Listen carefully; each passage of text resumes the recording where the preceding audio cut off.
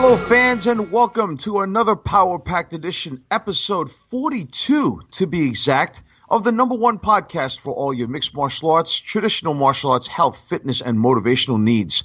This is the inimitable Yin and The Yang.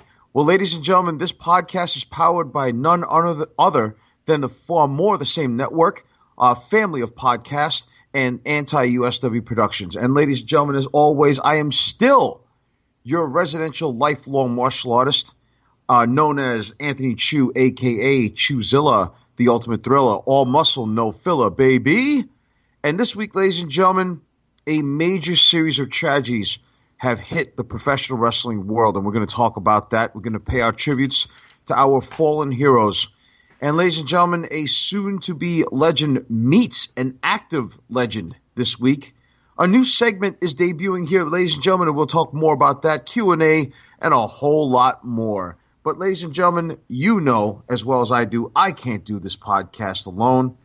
So I am calling upon Choose Commandos, Mormons, militants. Ladies and gentlemen, please rise and show your respects for the man. Well, I was out on a drive. Well, ladies and gentlemen, here he is. He is the jive talking, pop vinyl stalking, board walking owner, guru, and the owner. Oh, it did say owner. Oh, fuck. Well, yeah. He's the boss of the More of the Same network. Ladies and gentlemen, he is Larry. He's got the red, white, and blue running through his veins. He was born and raised in the U.S. of A. If you fight and mess with the flag, you know it's like a slit in his veins. He's American-made Mormon. Well, first of all, I'd like to thank whoever closed the door there to the outside traffic that started to bleed in there for a moment. Yeah, that's a little odd. I think one of these one of the interns probably had the door open or something for a like smoke that. break or something. What's going on here? Hey! We do not endorse smoking on this goddamn show. That is bad for you. Jeremiah, are you smoking? Who was it then? Oh, wait, I think it was on my end. Oh, wait, no. Was that the door to my... Oh, hold on. Tara, dear, can you come in the door, please? Yes, Tara? Please, Tara, come in. All right, yes. There we go. Yes. Yes, oh! Tara, hi. Hey, did you open the back door? No! What happened to the camera? Why am I looking at an mug of a reject-looking Kevin Smith with his hat backwards here? So you were feeding the strays outside. Okay, no problem. The hell is this? No problem. All right, you just close the studio door behind you. That's okay. Hey! Put the camera back. Thank you. All right. And just like that, she's gone. What the hell is this? Okay. What's going on? Oh, everything's all straightened out. We're all good to go. Welcome back, everyone, to episode 42 of the Yin and The Yang podcast. It's great to be back on the airwaves here on the More of the Same family of podcasts. And we got some good stuff happening. We told you last week that we're back. We're not revamping the show, but, we're going to try and take it in a new direction. We just got our new logo, which looks absolutely beautiful. So that should be up and available right now. Or at least by the time you listen to this. And it's been a good week. It's been a healthy week. How was your week so far? What's been going on this week, man? Not too bad. Coming down from the high. That was episode 100 on one of the other shows on the Retro Gamers. I was, again, on, Pinups, Cool Cats, and Comics there on Facebook. So that was good. What else happened? My portfolio jumped a few $100s as well. Excuse me. A few $100,000. What? A few $100,000. And other than that was really about it. Nothing much else. How was the show that you and Frank were on? Pinups, Cool Cats, and Comics? Yes. It was How actually was the reception fun. of that? It was a good episode, actually. We had a good time talking about a lot of fun stuff. Was able to bring a little bit of the better half to Pinups, Cool Cats, and Comics. And it was funny because the following day in their studio, they have a show called Monty and the Pharaoh, which is a wrestling show, and they had Beretta on. Formerly Plasma from NYWC, if you remember Plasma. Yeah, one of my training partners, Trent Beretta. Trent Beretta, he was in WWE for a little while. My man, Plasma. And then I think next what was week... he doing there? Well, he phoned, like he was a phone-in. He was a guest. Nice kid. Yeah, very cool. So we had a good time on that show. And now we're back in the studio, me and you, looking to make magic as we normally do. No, absolutely. Absolutely. I mean, there's no other way that I know how to work. Also, I like to maybe at this point, if I may, announce a contest that's going on one of our brother podcasts. Sure. Go ahead. So right now, if you go to theretrogamers.com/contest, you can enter to win yourself an NES Classic, courtesy of the Retro Gamers Podcast. So go check that out. Gee, could you have hyped that up any more? Do you want me to beatbox for you while you were trying to do the promotion again? I'll just share. You want to try that again? Okay. All right, so let me start it off, okay? Yo, the Retro Gamers Podcast has a contest ready to enter at your finest at theretrogamers.com/contest and win yourself an NES Classic from the Retro Gamers Podcast. Nice. That was terrible on both ends. Get the fuck out of here. It's terrible on your end, not mine. That was almost as good as Cool as Ice. Okay, that's insulting. That's quite insulting. You know, I was known as the only Chinese kid who actually knew how to be able to do any of that shit back in school. Actually, you're pretty good. Oh, and a very funny story. I'm going to give one more shout out to a podcast. Talk is Jericho. Check it out this week. Talks to Ultimo Dragon. And the Ultimo Dragon had a very funny story how early on in his career, I guess when he was down in Mexico or something, they would constantly ask him, hey, how's Bruce Lee? Have you met Bruce Lee? Is he a cool guy? And Dragon's like, he died in like 70-something. And they're like, oh, tell Bruce Lee we said hi. Oh, Jesus. And even Dragon's like, he's Chinese, I'm Japanese. Oh, Jesus. There was a story one time, I think that Jericho had mentioned that they were early in their career when they first got to like AAA, or was it CMLL? Him and Dragon actually nearly got robbed in a cab in Mexico City. Oh yeah, it's a wild. You go listen to it. It's a wild story.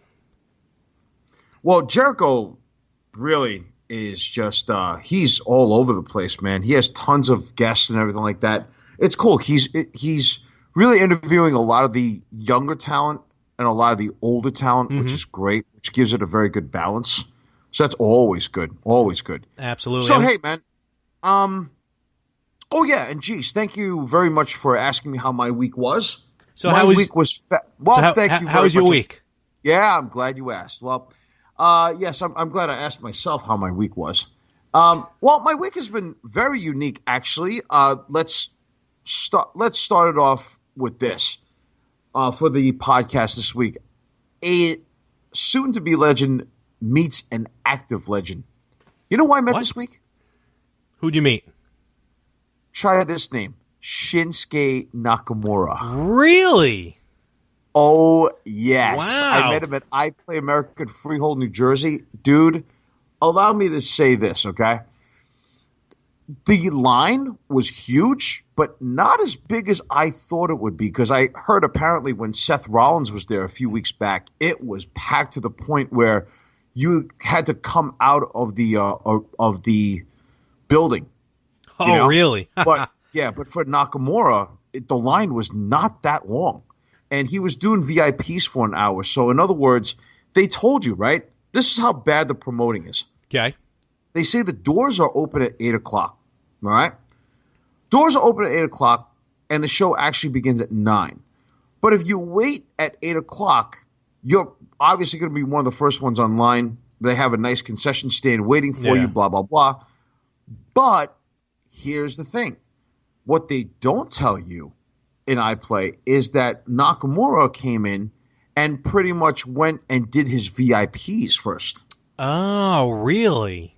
Right. So they made him do all the VIPs first because, he's signing stuff by hand. And then what happened is, like he's meeting, greeting. And then I heard that in the VIPs, you have more time to speak to him, apparently. Okay. I can see that. Right. And then for everybody like myself, because I don't make $6 billion like you do every year, I bought a regular ticket just to meet him or whatever. So here's the funniest thing in the world, right? I walk in there and I'm like, damn, that's a lot of people. Then I realized it really wasn't that much people because people just like their space and just spread out or whatever, right? Mm-hmm. And then all of a sudden Shinsuke comes in, everybody's cheering for him. Kinshasa! And you know what's funny is that, you're why are you gyrating? Little good vibrations. Bad vibrations. More so, why is your microphone gyrating? Listen, I don't want to know what you're doing over there, okay? Thank God we're in separate studios right now. Anyway, so he comes in and everybody stands up, everybody's ready to go, and literally they give you like 10 seconds just to see the guy, shake his hand, take a picture with him, and walk. That's it. They literally, you had like no time. So me being the fact that the thing was supposed to start at 9, what time do you think I got there? I would say like 8:30. Try 10:10. Oh, there you go. Way to go, pal. I went to sleep. And hey, I was like, also, I'm all the way in the back, and there's like 10 people behind me. So all of a sudden, I go up. So I'm waiting, I'm talking, and there are these diehard fans. There are a few people who came in dressed like Shinsuke. Oh, I can see that. I've seen that. Right. I have seen that. Right. So that's pretty cool. So you have people, you have the marks, and then you have the smart marks and stuff like that. Everybody's chanting shit, right? And then all of a sudden, everybody goes. Now, here's the thing. Had I brought, let's say, someone else with me, they make you do a professional photo. Right, which means that once you get the photo, you cannot download it immediately. It takes like 72 hours. Yeah, they do that at Access as well. Right. So they make you wait. They develop the photos, and then all of a sudden, you download it. You do whatever you want with it. Right. Mm-hmm. Now, here's the thing. They get up to me for some odd reason. I walk up to Shinsuke. I see him. I bow to him. I shake my hand. Shake his hand. Excuse me. As I shake, his hand, I said to him, in Japanese, and by the way, did a lot better than I did with Sonny Chiba. I can tell you that much now. So I respectfully said to him, good morning, Mr. Nakamura. This is all in Japanese, by the way. How are you? He responded by saying something to me. I don't know what. He was smiling, talking to me. I said, I said to him, you're a huge inspiration in my life, right? And again, this is all in Japanese. That took me a while. And he said, wow, your Japanese is good, pretty good. I said, it's all Google Translate, and he starts laughing. So we take a picture, right? Now, the guy who's taking the professional photo is, if you can imagine this, he's taking the photo of you, but he's sitting down. The guy's also about like 5'2" or whatever, 5'3". So he's really short. He's sitting down, so it makes you kind of look like you're towering over. You know what I mean? Because of the angling. So he keeps so the first time we take the photo, I do, the Nakamura hand gesture where his one like his ring finger is down this way. Oh, that. And okay, yeah. Right. So all of a sudden, the guy says, you got to put your hand down. I said, why? He's like, because I can't see your face. I'm like, okay, fine. Second time, I put it up a little bit, and all of a sudden, he's like, the photo didn't come out well. And I'm just like, well, what do you want me to do?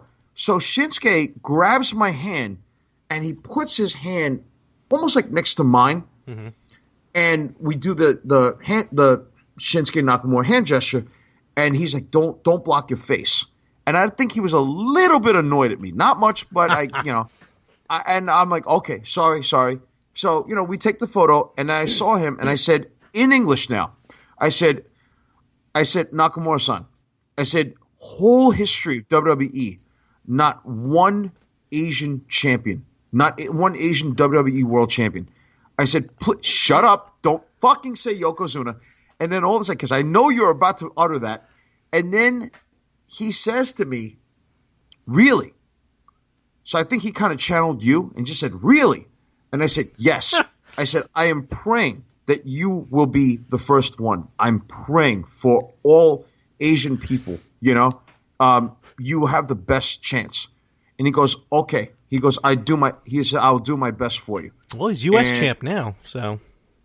Yeah, but I want him to win the world, I shake his hand again, arigato. We both bow to each other. We walk. For some odd reason, it felt like I was up there for a few minutes. Okay. And they were very cool with it, walked away, right? And it was like then all of a sudden you had some mark behind me who literally shook his hand, and I kid you not, dude, this guy did that Nakamura pose, like when he's grabbing the middle rope. Oh, yeah? Yeah, like when he has his legs behind his head or whatever. The idiot grabbed Nakamura and basically did that stupid pose. Oh, like held on to Nakamura? Right, exactly, and wanted to take the picture that way. I'm like, you mark. I'm like, this is just stupid. But anyway, there was one guy who said to him, can you do the Kinshasa to me? And take the photo that way? And Nakamura was like, okay. He literally did the Kinshasa to this kid, and they took a photo, and the kid looked at like he was being knocked out. That's pretty funny. It was the funniest thing I've ever seen. That's actually really funny. But stupid at the same time. But nevertheless, hey, look, I'd rather them doing that than doing anything bad. That's like when I was at New York Comic-Con, and people were paying Greg the Hammer Valentine to give him like full-on chops to the chest. Oh, God. Oh, yeah. And I was online. I was getting ready to go over to take one, but then they told him you're not allowed to hit the customers. And so this thing was promoted to be from 9 a.m. to 12 noon, right? I get there at 10:10. They start moving the line at 10:30, right? Mm-hmm. Do you know how fast this was over? I'm going to take a guess because I've been there where they kind of push you through like cattle. Like you're in and out. Well, you've been to iPlay. No, not iPlay, just in general autograph signings. Okay. I'm going to say you were probably in and out in like a half hour, 45 minutes. Dude, the entire event was over at like 10:57. Really? He had an hour. Didn't know what to do with himself. Wow. So you know what he did? What did he do? From what I heard, he disappeared in the back. I think he probably ate something. And then he came out video gaming. And then at that point, all the marks were gone. They were playing, video games. I was playing video games. I'm not going to lie to you. I had 16 or 20 credits with a $10 card, and I was milking Miss Pac-Man. All of a sudden, I see Shinsuke, like, walking around the floor. Playing video games. I'm like, oh, that's cool, man. But I don't want to bother him. You know what I mean? So, that was a pretty wild day. Other than that, another week of crap in the grind. Let's not talk about that. Let's talk now. I really don't want to go from a very fun, positive, good vibrations type of feel or energy into a sad one, man. But this past weekend, actually, we found out that there are some really, really tough losses in the professional wrestling world this week. Why are you looking around? Tara's over there. She's sitting down, and she's not near you, so don't worry about it. Excuse me. Let me just kick these bricks out of the way. That used to be the fourth wall. All right, let me just move those. Wow. Okay. Wow. That's about as funny as like some guy I heard one time, like he got rejected by a woman. He said, did somebody turn up the AC here because it's really cold? Oh, Lord. Anyway, so yes, so there, lot of tragedies going on this week, man. First of all, a pro wrestler by the name of Brickhouse Brown passes away. He was more of an enhancement talent, but he was a champion and a superstar in a lot of the territory days. Good wrestler. I think that he was enhancement talent. One time he was jobbed for Triple H. Oh, really? And then, on Raw. And that was towards the latter part of his career. Okay. And he died. He was only like 58 years old or something like that from like prostate cancer or something. Oof. Yeah. So that's really bad, man. So that was one thing. The other tragedy is, and I couldn't believe this, and I mean, they're saying that for the most part, I believe it is confirmed that Brian Christopher passed on. Too cool. You know, I'm hearing mixed because it's almost like what happened with Tom Petty. Well, Grandmaster Sexay. Yeah, you know, like with Tom Petty, where it was reported he was dead, but then it was more he was on life support, which I think is the situation with Brian Christopher right now. He tried hanging himself in jail, and I believe, unless anything's changed, he's on life support. May not be dead yet.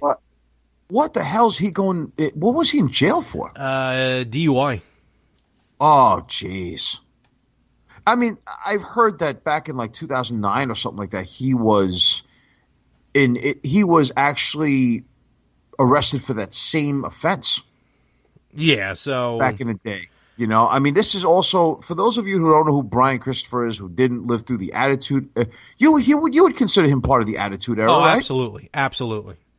I mean, as with Too Cool, and then with the Cruiserweight division. Yep. You know, he was. Did he ever beat Taka for the title? No, but Too Cool are former tag team champions. Right. Okay. In fact, it was Joe C. who helped Too Cool win the tag titles.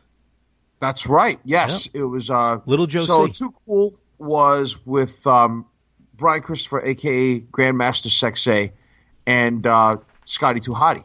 Yep. So with them, and then with Rikishi, them dancing. He was an integral part of WWE during its complete peak from like the mid '90s all the way to like the mid 2000s.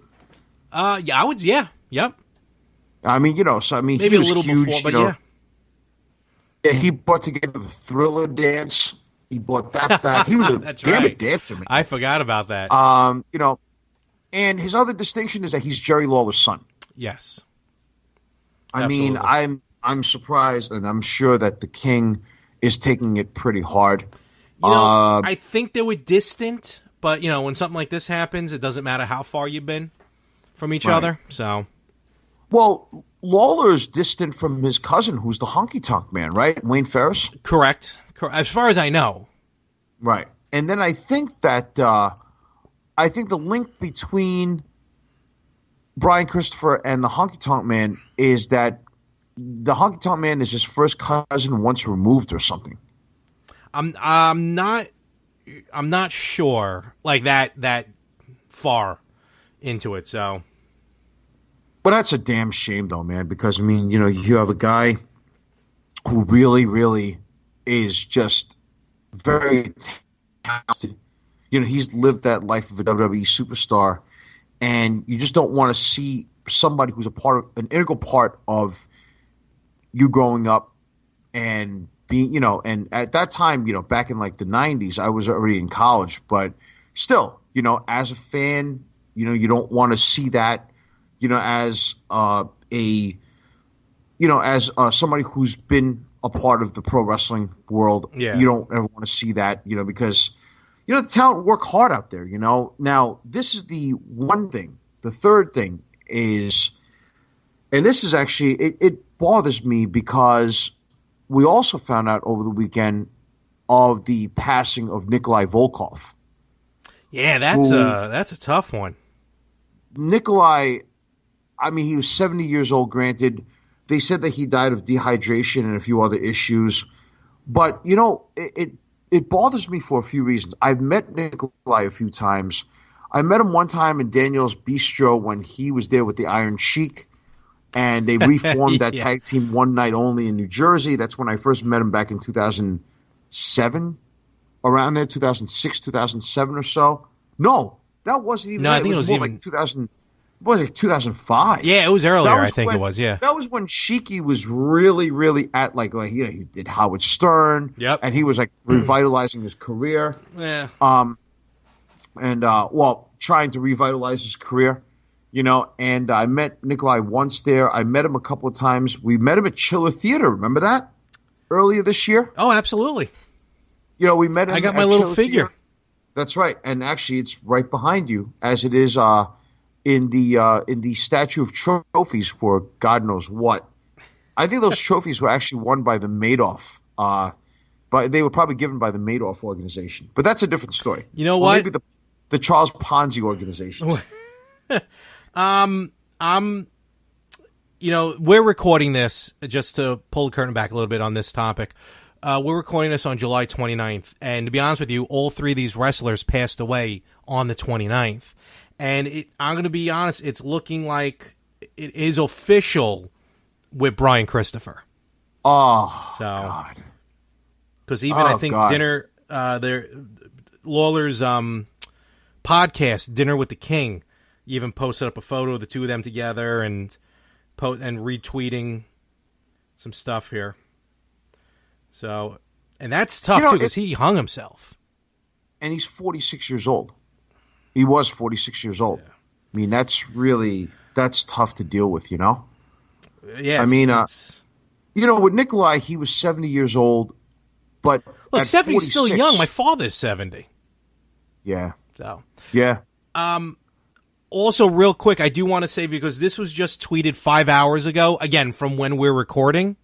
Right. This is from the Iron Sheik's Twitter account, at @the_Iron Sheik.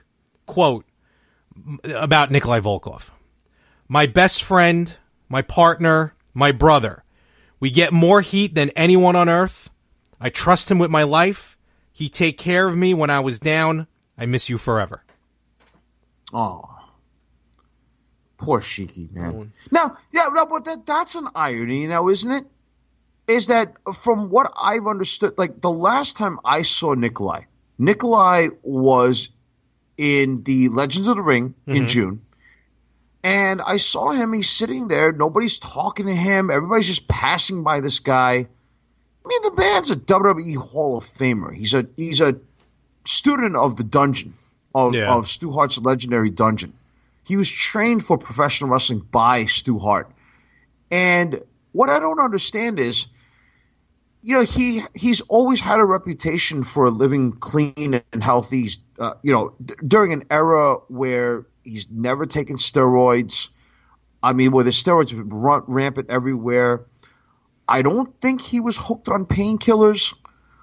I think that he was a pretty natural, powerful guy, agile for a big man at the time. I mean, all these things. Clean living, from what I think of him as clean, that he lived cleanly. Mm-hmm. I mean, he lived in a farm at the end of his life. I mean, for God's sake, married to the same woman for 35 years, 2 daughters, and then you have Sheiky, who's basically probably done every drug in the book, drank like insanity, fucked up beyond belief, and yet he's the one who's alive. Go figure that. Life is weird, brother. And life, you never know. That's what's sad.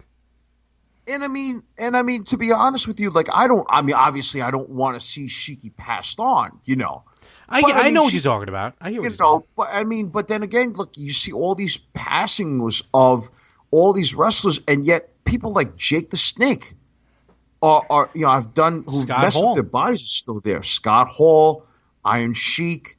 It's like, holy smoke, man. It's like some people are just lucky. I don't know. I don't even know what to chalk it up as. But, Nikolai was insane. He was very nice. Mm-hmm. When we met him, he was so nice. He was talking to – you have his comic book, right? Autographed. Of his life? Yep.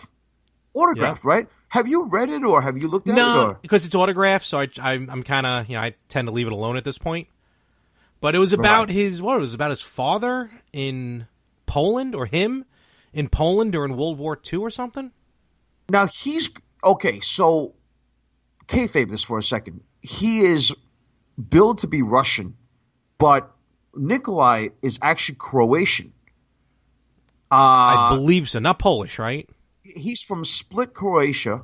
The town is called Split or city. And I think he has some other things in his background of Eastern European descent. So he's not Russian at all. Oh, no. No, he purposely took the gimmick because he knew. Like, he, you know, it's almost like what's Colonel Klink from F Troop. Remember Colonel Klink from F Troop? Yes. Uh-huh. He played, Colonel Klink was a general in the Nazi army. I mean, look, it was a funny show. I like F Troop. I watch it every now and again. But he played a Nazi general. The actor, I forgot his name. The actor is Jewish. Wow. And at that point, I pretty much lived through World War II. So, yeah. But that guy took that role of Colonel Klink because he knew it was like a mockery, a joke of the Nazis. So it's kind of his way of like getting back at the Germans by playing this goofy character on TV. And right. I think Nikolai, I think he once said he did the same thing when he may have even said it during his Hall of Fame speech. He took the role of, you know, the Russians being a Russian back in the day, especially during the Cold War, to kind of, you know, to play that evil character knowing that he would be defeated often. I saw a post on our friend, Anthony Rippo, co-host of the Retro Gamers. He posted, you know, R.I.P. Nikolai Volkov, and someone wrote on his page saying, oh, he was a great wrestler, but he always lost to Hulk Hogan and Roddy Piper. You know, but like the guy put it on a post like, you know, he was great, but he was always losing.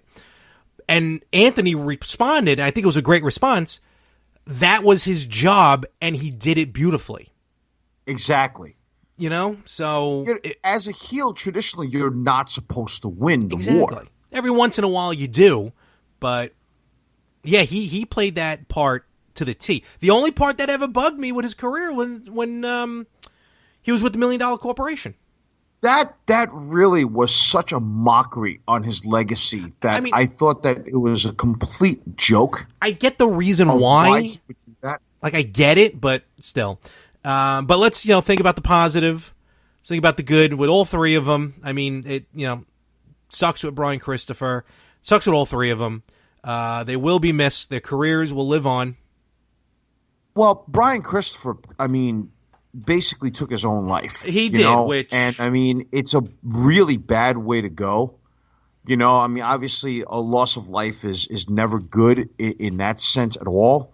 You know, at least, you know, with Nikolai, I can understand it was medical or natural, but that was a very unnatural way to go. You know, with Brickhouse Brown, same thing. It was a medical reason. Mm-hmm.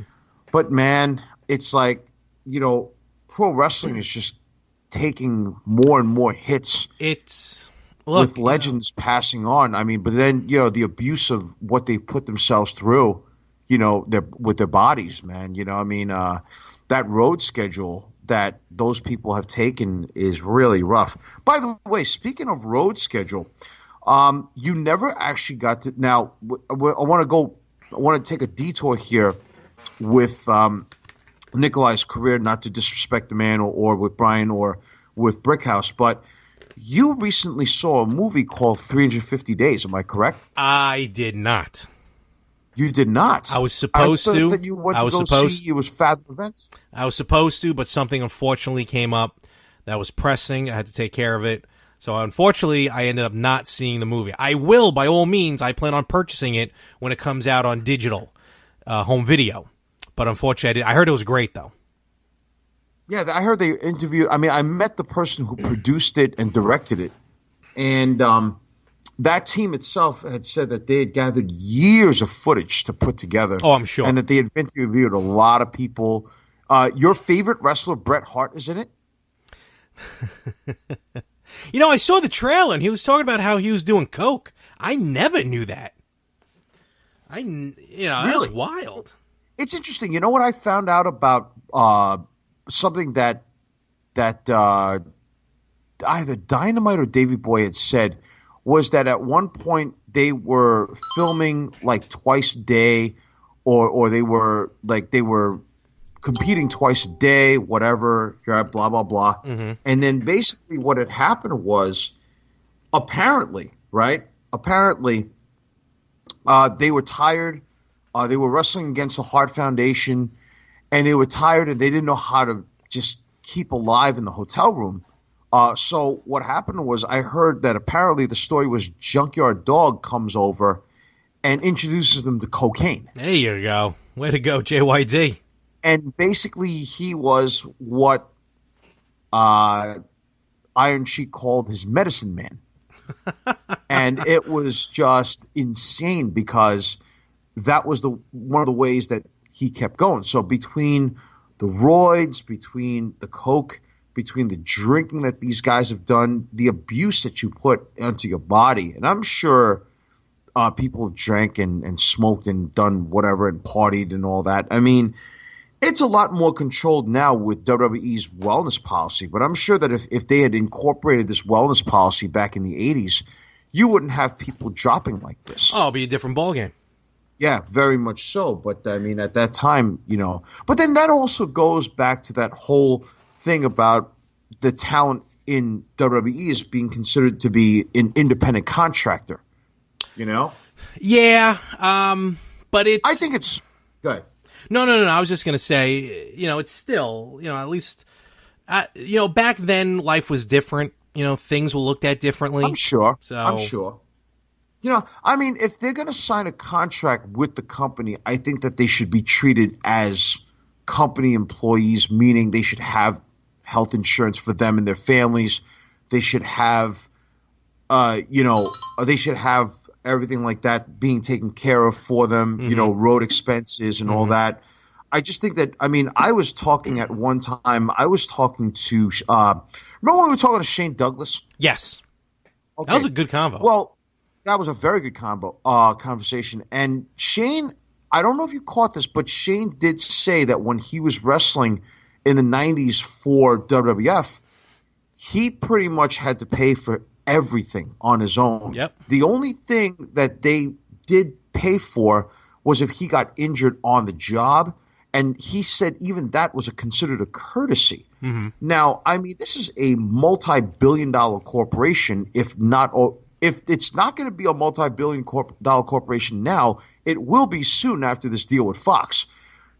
If Vince McMahon was to, and I'll get to him in a second, but if he was to have given his quarterly salary to putting together a fund or anything like that, all the talent would be taken care of in every way. I mean, what the man makes in a quarter of a year could basically pay for a lot of the medical expenses, a lot of the travel expenses. I mean, just imagine you're renting your own car, you're paying for your own hotel, you're paying for your own airfare. Airfare is damn expensive. Well, I think a lot of it is covered today. Not back in the day. Back in the day was a different ballgame. But I think a lot of it is covered today. Plus, also, if you ever step foot through WWE, they will, I believe it still happens, they'll pay for your rehab, even if you're not on the roster or on the payroll today. If you had ever at one point wrestled for WWE and you're having problems, they'll put you through rehab. I think once, but they'll put you through rehab. Yeah, but then a lot of these people are broken down as far as physically. But that's the nature. That's the nature of the business from back then, which we're seeing the effects now. The guys and girls of today won't have that issue moving forward. Well, I really hope that they would be taken care of. You know what I mean? Because I think that what you go through, like, it's not like Ring of Honor takes care of them.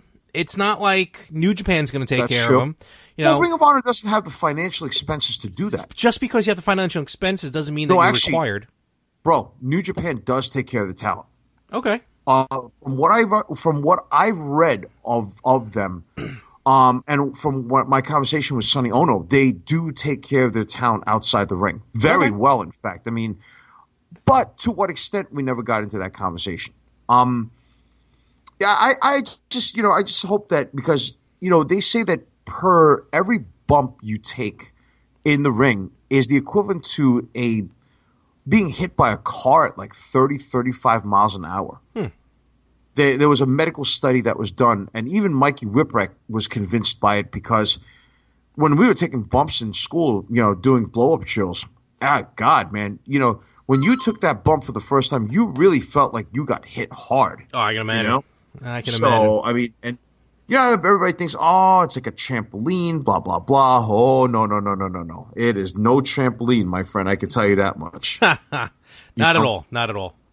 So, what I'd like to do to just finish off this segment here is I want to give Nikolai a bit of a tribute, if I may, if that's okay. Yeah. So we want to take a couple of minutes out and just give the man his tribute because he does deserve this respect. So this is the only way I know how to do it, okay?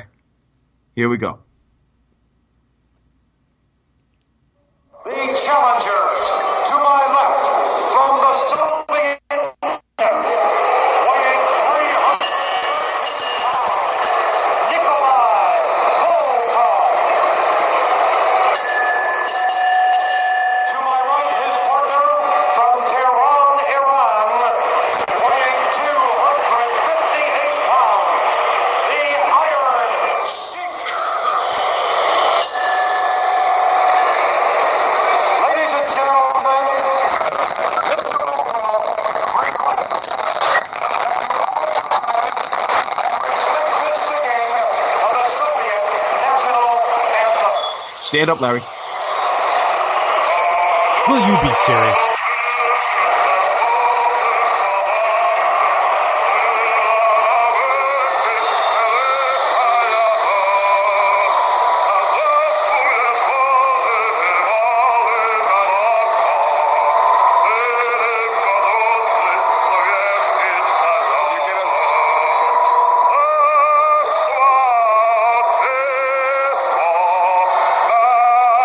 Boy, we went through the whole thing. Forgot.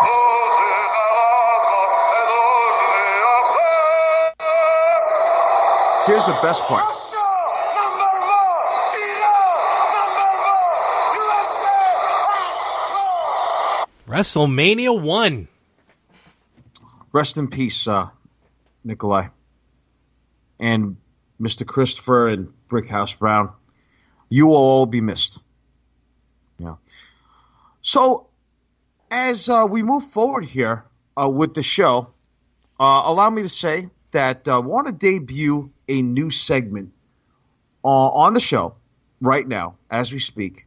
And it's a segment that actually hits close to home for me. And why is because a lot of people have said to me who have listened to the show and said to me, you talk a lot about health and fitness and stuff like that, but you really don't concentrate a lot on the motivational aspect of it. So what I want to do is I want to dedicate a segment every 15, 20 minutes per episode, and I want to talk a lot about motivation. I want to be able to help a lot of people because a lot of people look at me and they say, wow, like they see on my social media, they're saying, on your Instagram, on your Facebook, they're like, you've went from a point where you were at the depths of your lowest and you've made such dramatic improvements. I mean, obviously I haven't set and made all my goals yet, but I'm working towards it. And a lot of people have always been asking me, like, how do you keep up? Like, how do you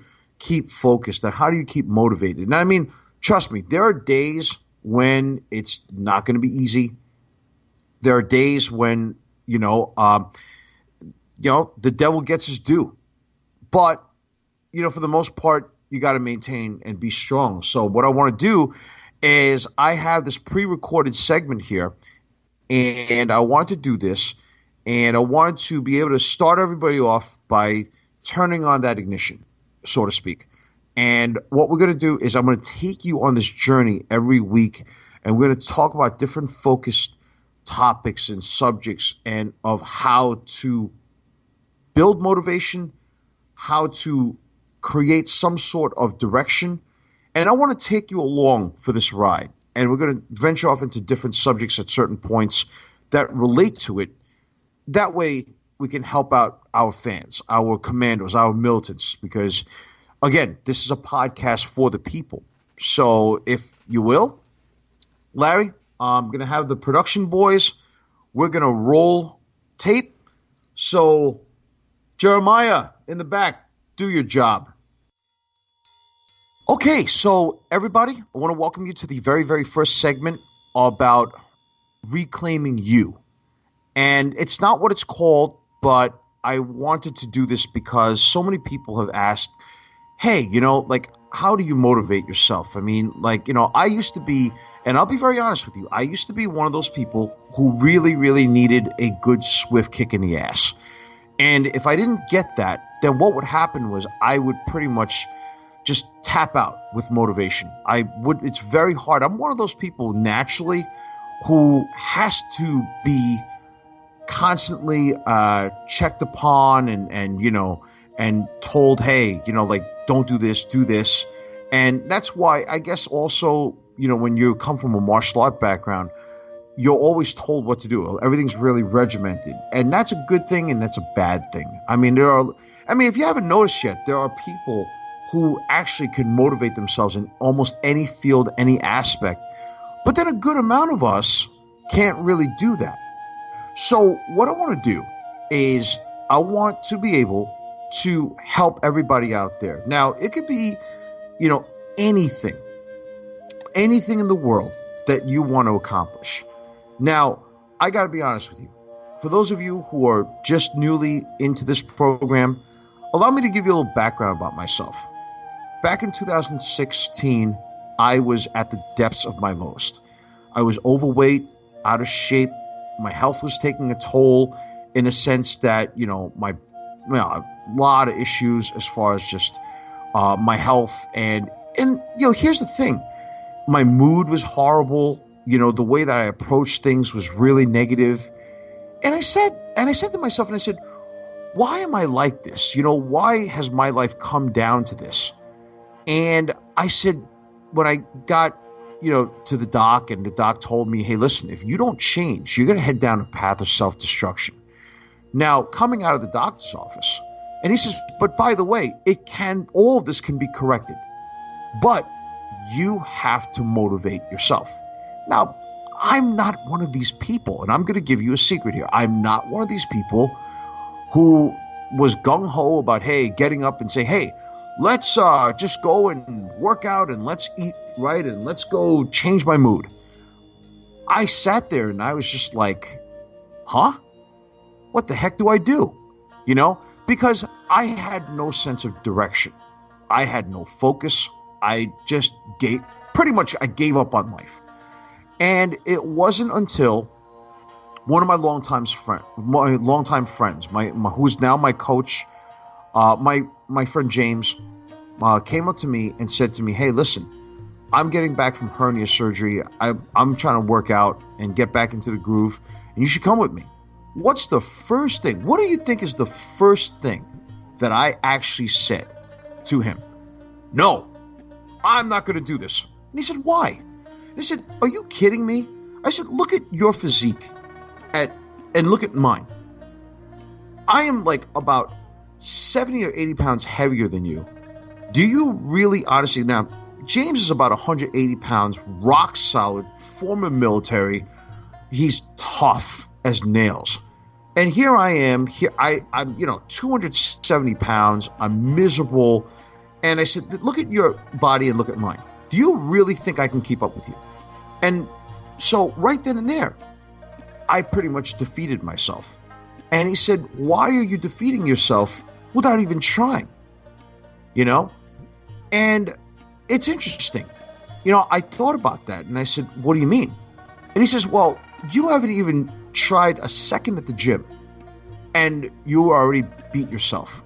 You've already basically tapped out and gave up. He goes, why don't you come in here and try it? You're a martial art guy. You're supposed to be, right? Thought about it.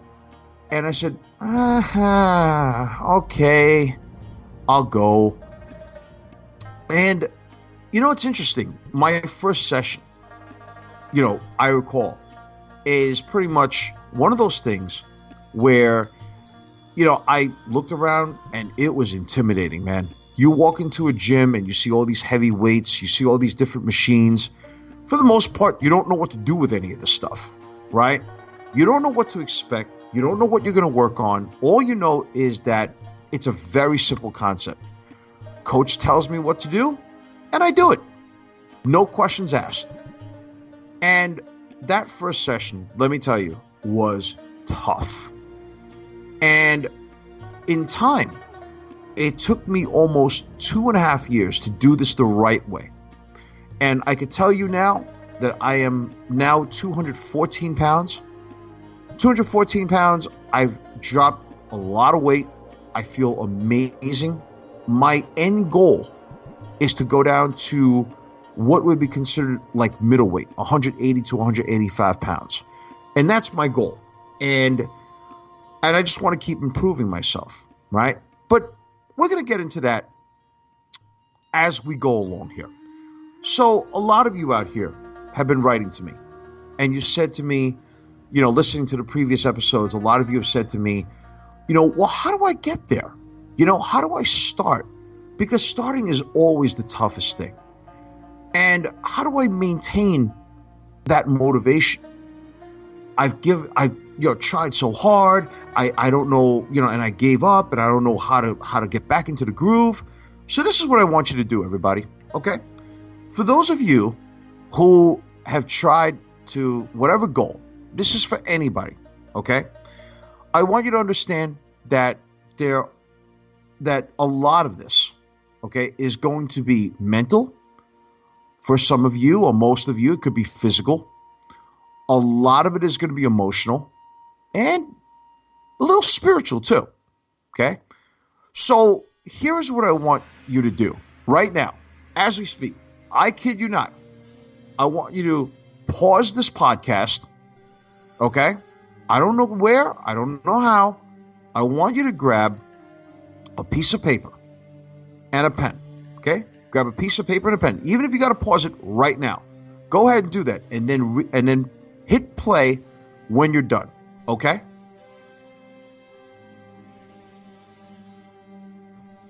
Okay, guys and gals out there, you have your pen, you have your paper. All right. So this is what I want you to do, and my coach made me do this. So this is what I want you to do. I want you to write on top of that paper, okay? I want you to write the 2 words, right now, and underline it, okay? And I want you to put down in about no more than 5 sentences, what is your current state right now? It could be your state of mind, state of health. It could be your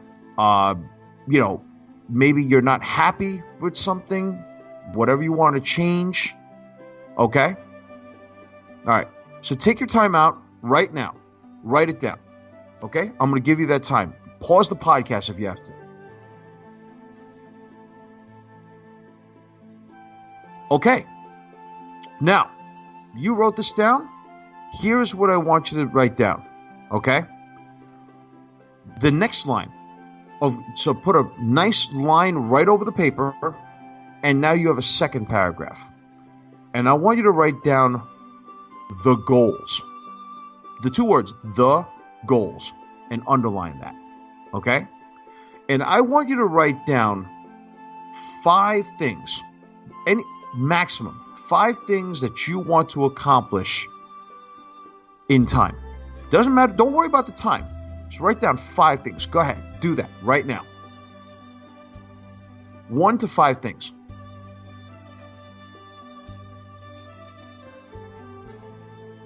Okay.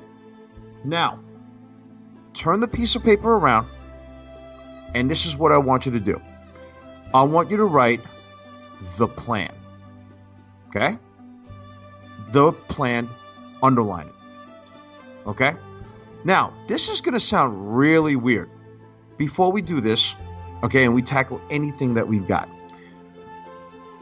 of the 5 things that you've written down, which is the goal, okay, this is what I want you to do. Write down the numbers. Put down 2 stars of what is most important to you. So it could be anything, all right? I'm going to read you my paper right now. Okay? I just dug this up. This is my paper that goes back to the year of 2016, January. Listen to this. This is my problem, okay? I am not happy with where I am. I am overweight. People look upon me in a very negative way, and if they don't, they're lying to me. I just came from the doctors, and I have some health issues that can be corrected, according to the doc, that will restore me back to 100%. And my last sentence, I kid you not, was, I don't know what in the world to do about this. Those are my 5 sentences, folks. Okay? Now, whatever you wrote down, I'm going to tell you now. Get this in your head right now. Don't worry about it. Okay? You hear me? Don't worry about it. Here's why. We're right underneath on where it says the goals. You're going to take the first 2 things that you see that are most important to you. Okay? And you're going to put a star shape, a little star asterisk, or whatever, under those 2 things. And what we're going to do is we're going to focus on that. And then the other 3 things, we'll work on it on time. So the most important things first. Now, my 3 things here, okay, is lose weight, regain my health, and thirdly is to find somebody special in my life. These are the 3 things that I wrote down for myself, my personal journal, right? Now, here's the thing. You turn the paper around, okay? And it says here, the plan. Here's the plan. We're going to work on this together every single week, okay? However, I want you to do this. I want you to think about this. What do you want ultimately in the end? All right? And when you have all these things, I want you to just put it away right now. Completely put it away. And in a course of 2 to 3 days, meaning in the middle, once this podcast drops, right, you're listening to it, a couple of days, take the paper back out. Put it in a convenient place. Put it in your, I don't know, tape it to your mirror. Tape it to your wall. Whatever. Okay? And I want you to revisit this after thinking about it for the next 2-3 days. Okay? And I want you to visualize what it would be like for you to meet these goals and how it changes you. Okay? So that's what I want you to do. And the thing about all this is we're going to work on this together. Okay? We're going to work on this together, and I want you to put together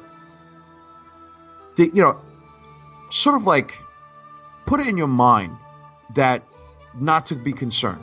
We're going to work on this and every week.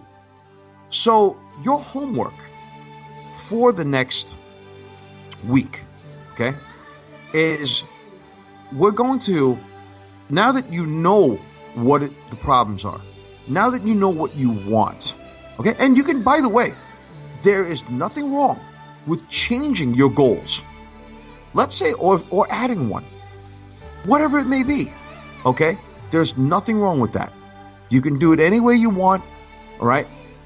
But in a week, all right, we're going to come back next week, all right? So I'm just giving you the building blocks, giving you a little foundation here.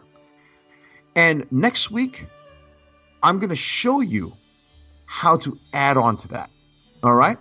I know this is kind of like a really unusual segment, because once you start, it's always very, very tough.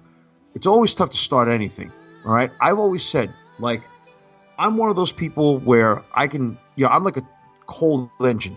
You have to turn on the ignition, and once you get me going, that's it, man. I'm gone, and I'm gonna accomplish what I got to accomplish. So meet me back here next week. And if you know of anybody out there who needs this, anybody at all, whether it be friends, family, coworkers, whatever, let them know. If you have any questions about anything, about what I just spoke of in this segment, do me a favor. We're here for you. Email us at yinandyangpodcast@gmail.com. Once again, that's yinandyangpodcast@gmail.com. Thank you so much for listening to this segment, and let's go back to our regularly scheduled programming. All right, everybody. So now that we're going to concentrate on this every week, and we're going to bring you something new to think about and to help inspire the masses. But right now, once again, we're going to take care of the people, and we're going to start taking in some Q&A right now, bro. So what do you have on tap for me this week? Now, for those of you who are just tuning in, just to let you know, I don't know these questions. Larry's asking them. I'm going to answer them. We're both going to answer them. If it's posed for the both of us, or if Larry's going to obviously give his input, it could be about anything related to the podcast. I just don't know the questions. So, right. So let me get random stuff. Let me get the questions. Tara, I need to bring in the questions. Oh, no, well, Tara? Stop.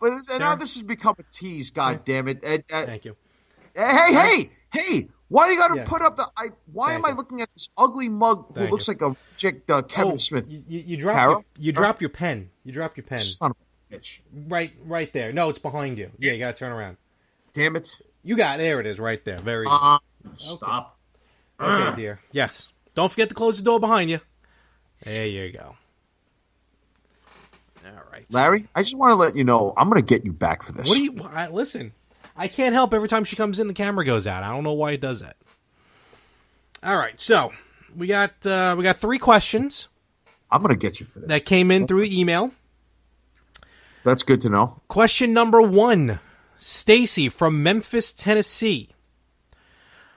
Stacy says, I'm trying to lose weight, but I can't control my eating. I feel you, sister. Is there a good app that manages my intake of calories, fat, etc.? Ooh, okay. So I'll tell you an app that I've been using. I've been using one, and I wish I was endorsed by this. I think it's actually created by Under Armour. It's called MyFitnessPal. Oh, really? So if you go into it, if you go to MyFitnessPal, it's a very unique thing. And I'll tell you why. It's unique because it's one of those interesting factors in which what they do is that they ask what your goal is, where you are now, right? And no, I did not steal their idea for my segment, all right? Yeah. And what they do is that you can actually type in, they give you a breakfast, lunch, and dinner and snacks, exercise, that type of thing. You could actually put a stepping app into it, like so you can count your steps per day. And what it does is that it tracks your food. Now, this is what's really, really interesting about this app. Let's say if you want to fat ass it up, and let's say, like I'm in the mood for some M&Ms or Skittles or ice cream or some fried stuff, right? You type it in, and let's say you input it, and you put it down as what you ate for the day, right? What they will do is that they will show you the nutritional content, and I'm not going to lie to you. It is some scary, scary shit. It literally in a way, I'm really beginning to think that this app is designed to scare the daylights out of you from eating this stuff. Because I'll give an example, okay? One of my favorite foods that I like to eat when I'm trying to cheat, I like beef patties. Okay. Not going to lie to you, okay? I'm not going to lie to you right now. I'm going to look up a Jamaican beef patty, and I am going to tell you exactly right now how much or what's in a Jamaican beef patty, okay? Mm-hmm. So let's see here. I'm going to type this in. Okay, hit enter. And basically, they give you different companies of what, of who makes Jamaican beef patties, or you can do a generic. There's so many different types. Now, what happens is that when you click this in, there's a green arrow with a shield, and it's basically telling you what is it. Means that they have nutritional facts, right? Mm-hmm. Now, listen to this. If you want to eat just talking about one Jamaican beef patty, which I absolutely love these things because there's a good Jamaican spot not too far from my house, right? 22 grams of fat. Of that fat is 11 grams of saturated fat. Now, by the way, based upon what goals you want to meet, they tell you not to eat over a certain amount of fat, calories, cholesterol, sodium, whatever, right? Okay. To meet your goal. Now, at the end of the day, when you log in your food, what's good about MyFitnessPal is that it'll say, if every day was like today, in 5 weeks, you will be this weight. Oh, wow, really? Which is really interesting. That is interesting, yeah. And by the way, your exercise can also be accounted into this. Okay. But anyway, getting back to the whole beef patty bit, 20 milligrams of cholesterol, okay? Mm-hmm. 550 milligrams of sodium. Wow.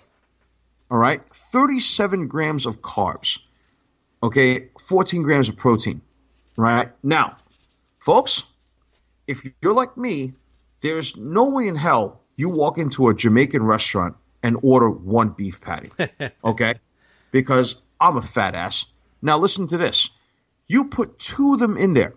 Now you have 800 calories, 74 grams of carbs, 44 grams of fat, 28 grams of protein. Sounds pretty okay, right? Not really.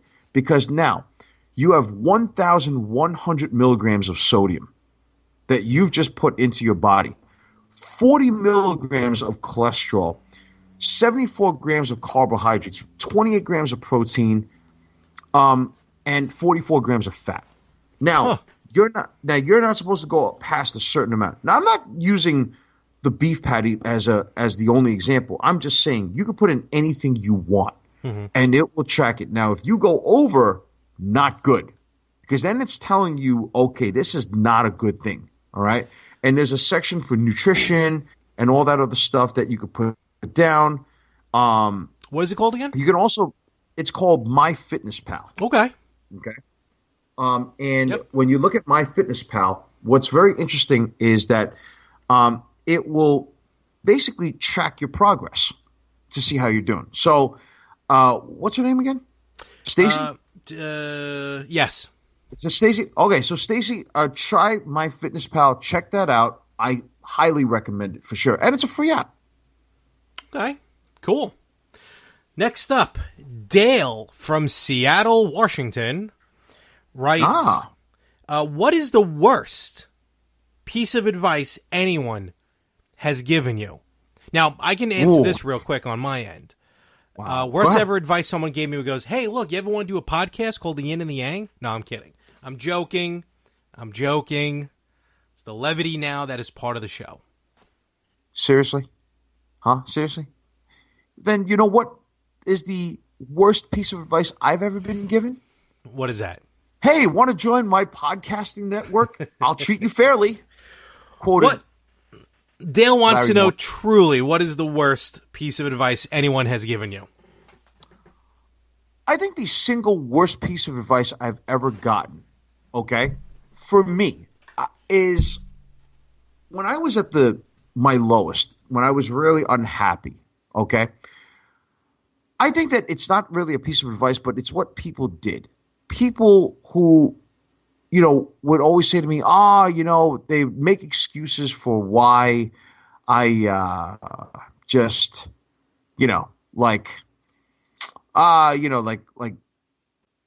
just keep on eating and just make sure you're happy with yourself. But that's the problem. I was not happy with myself, and that's why I ate. I ate because I was sad about everything, and I was sad because I was sad, I ate. You get what I'm saying? So I ate because I was sad, and I was sad because I ate. All right? And the thing about it is that when you have people who are surrounding you and saying to you, yes, yes, yes, all the time, that's never good. Okay? And, here's here's the shittiest thing that you could say to somebody who's not happy, all right? Like, I knew going into Buffalo Wild Wings, downing 15, 20 wings with fries and with, a large soda like a ginger ale was not good for me. I knew it wasn't good for me, but did I do it anyway? Yeah. Why? Because I was sad because I ate, and I ate because I was sad. Now, you have people who will always say to you, and you have people out there, and I've pretty much cut these people off a few years back, who said to me, don't worry about it. You're a great guy. You're this, and this. And here's what they'll say. You only live once. Okay?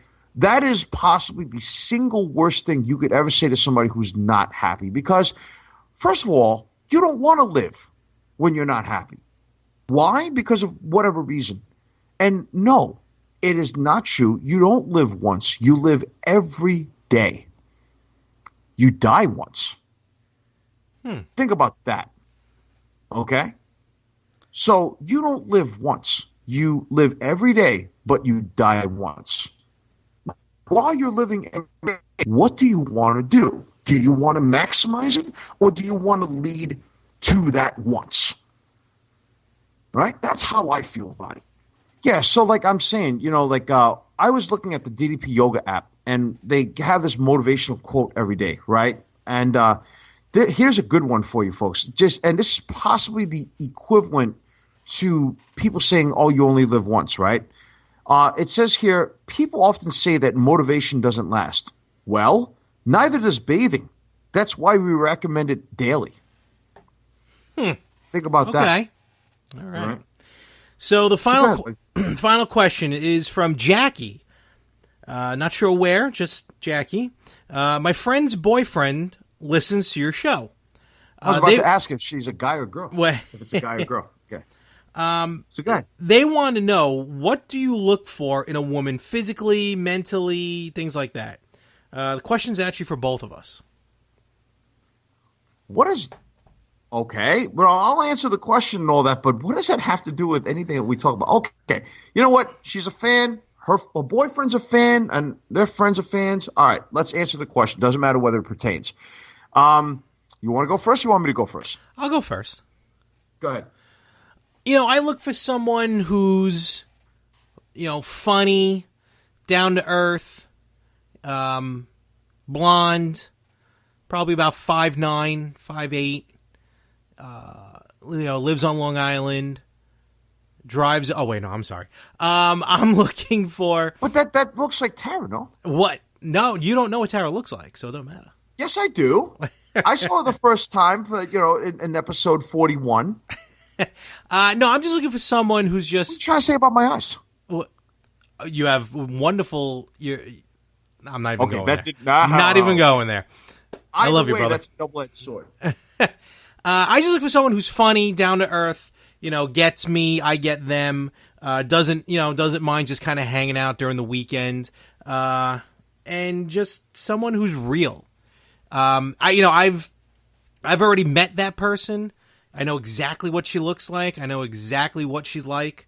Unfortunately, I don't fit the bill for her, but I know what she does, what I look for in a person. And, I can be very specific, but if I'm too specific, it's not good. Wow. I know how I'm going to answer this question. How? Meghan Markle. I was about to say that. That's all you got to know, folks. That, to me, is an ideal woman. Oh, God. Isn't she married? No, don't say that. Do not say that. No, she is not married. Oh, okay. Don't ever say that. I don't look at married women anyway. Okay. Don't say that. I'm sorry. You're killing me here. I'm sorry. Is she pregnant? Look at what we got here. Really? Well, look at what we got here. We got a hater. We got a hater. Jesus Christ. The two of you are destined. Don't worry. Oh, thank you. You see what I mean about negativity? Damn it. Okay. And that's not kidding. I kid you not. I get it. Look at Megan Martin. That's exactly my ideal. That's what I look for. She's athletic. She's absolutely beautiful. Yeah. We have the same personalities. I love her energy. I love her aura.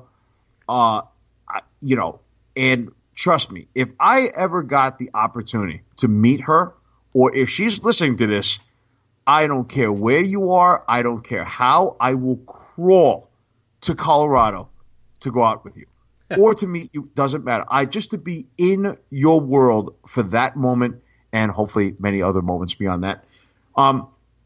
I would literally do anything. So anybody listening to this, if you know Megan Martin from American Ninja Warrior, let me know. I will. Damn it, Larry, what would I do for a Klondike bar? I would right now. I'd probably do anything since it's so damn hot out there. If anybody out there knows Megan Martin personally or has any connections, let your boy know. Because, Lord have mercy, that is just amazing. She is in every single word. I guess that's the best way to answer this question. Holla, holla, holla. All right. Player. All right. So, if any of you fans here have any questions, why am I looking at this happened? Generic face? What do you need? What do you need? Oh! No. Again with this. Don't want. No. Will you stop? Will you stop? I will pay you overtime. I know we're going a little late. I'll pay you overtime. Okay. I don't think he means money. I don't think he means money. It's a very adorable outfit, to be honest with you. So, this fucking guy. Don't worry. Yeah. Okay. What is he doing over there? All right. Yeah, Jesus. It's like I'm. So I didn't know she was coming in. I'm sorry. I'm trying to promote the email, and this is what you're doing. I apologize. She apologizes. Oh, I know, sir. No, wait a minute. I cannot. Megan Martin. Okay. What's the email? Now, the email is yinandyangpodcast@gmail.com. Excellent. Email us, everybody, and let us know what's going on. These emails are piling up. These questions are piling up, so send it in. Do it. Now. All right. Go ahead, brother. No, I think we're gonna pull this one into port. Yeah, we're gonna we depleted the resources. So here is what's gonna happen. Anything going on with our family of podcasts on your network? Of the guys who don't listen to my shit. I love you all, man. I love you all, and even though hopefully you promote my stuff, but go ahead. Absolutely. What's going on? The Retro Gamers with episode 101 now has entered the world of video podcasts. By the way, huge congratulations on you guys doing 100 episodes. Thank you. Well deserved. Thank you. Now you'll be able to watch the Retro Gamers on Facebook and on YouTube. No way. Yep, we just started recording our podcasts. You'll still be able to listen to them traditionally every Tuesday, but now we're going to start posting video. Not sure. We're going to try and get them out to Tuesday night. I guess it depends on how quickly Anthony can edit the video portion. But yeah, you'll be able to see what we're talking about, what we look like, things like that. It's going to be quite interesting. And, of course, the retrogamers.com/contest to enter your chance to win an NES Classic from the Retro Gamers. As far as the Better Half podcast is concerned, part 2 of episode 30-something has recently dropped, where we continue our fireside chat, where my cousin Eric stopped by Frank's backyard, and we just talked about Ocean City, Maryland, and some other fun stuff, goofy stuff. It was a good time. Interesting. All right. And I do want to give yes, sir. I do want to give a shout out to the Village Connection as well, home of pinups, cool cats, and comics. Great people over there. Great. You thought I had a lot of podcasts at 3? They have podcasts going almost every hour, on the hour. It's ridiculous. What? Oh, they got a lot of cool stuff. Yep. So definitely check them out. How is that possible? They just have a little studio out there on Long Island. All through Facebook Live. Yep. Okay. Well, other than that, folks, do you have any appearances coming up, Larry? Let's see. Just when we thought we were out, they pull us back in tour? End of August. I got SummerSlam coming up in August. I'll be attending the Chip Chipperson podcast live at the Paramount in Huntington. The end of October, Chiller Theater, along with the first ever all-women's pay-per-view, Evolution. And then November. We'll be there for that. November, I'm thinking about going to the big event, the big autograph event? signing. It's called the big event, the big wrestling autograph signing in New York. I don't know anything about that. It's the 15th one. I don't know anything about that. Lawrence Taylor's going to be there. Oh God. Okay. I'm totally out. Well, I bought myself an LT Pop vinyl, so it's ready to go. Oh, Jesus. Oh, Jesus. You are a pop vinyl stalking, aren't you? And the end of the month, I'll be traveling to Los Angeles, California, to do for Survivor Series, for NXT TakeOver War Games, along with Raw and SmackDown.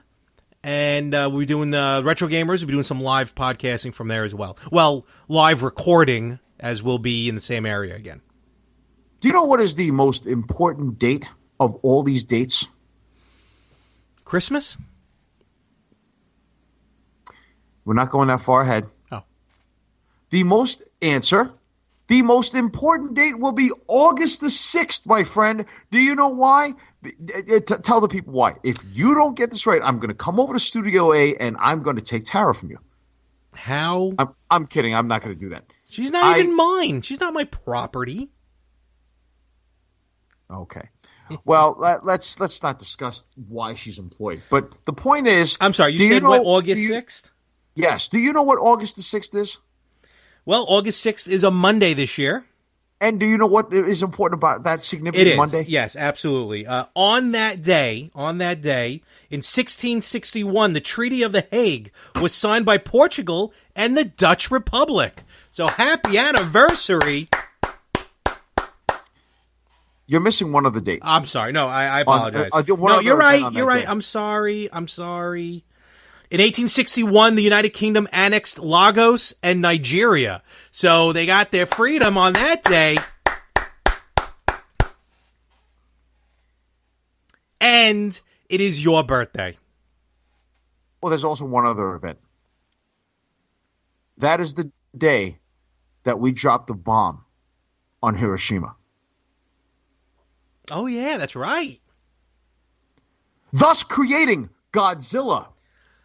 And then, at that point, in 1976, in August the 6th, Chewzilla, the ultimate thriller, was born.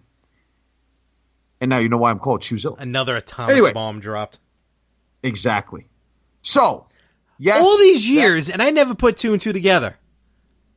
Your birthday in Hiroshima.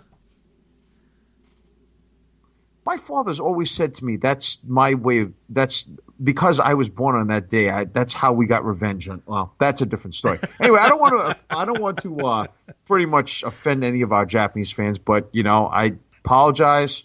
History's history, but I was born on that day. What do you want me to do? Yeah, listen, we hit them twice and they learned their lesson.